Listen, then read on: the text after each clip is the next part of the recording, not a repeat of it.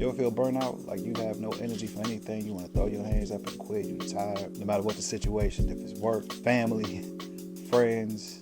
I'm pretty sure we've all felt that way. Like I do not feel like dealing with this right now. Do you ever think about the mental aspect of it? How it affects you mentally, physically? You ever think about that? I know for the longest time I didn't. You just internalize everything. That's how I was raised. That's how most of us were raised. We never really think about how being burnt out affects us mentally and physically. I don't even think my parents or grandparents even thought about how being burnt out and stressed affects them mentally and physically. In the past, discussing mental health was extremely rare. It was more or less, hey, go pray about it or deal with it. God put therapists here for a reason too. So in the past, people often navigated these feelings alone without therapy or healthy coping mechanisms. So for me, when I'm feeling burnt out or stressed, I'll step away for a while. I reflect. I take a mental break. I like listening to music, put my phone down, just unplug from everything. I embrace mindfulness. That's essentially when you take the time out to just breathe and gather yourself. I've mentioned this before as well, but creating these videos helped me a lot too. Just talking about these different topics because these are all things that I deal with every day. We all deal with them every day. And in a lot of ways, I'm talking my way through my own issues, man. So this is actually therapeutic for me. It's constantly reminding myself of my ideals and my values. It helps keep me anchored. I've reached a point in my life where my mental stability and my peace is paramount. So work-life balance for me isn't just a concept. It's essential for my well-being. You got to care about yourself and love yourself enough to know when to be able to take a break, step away,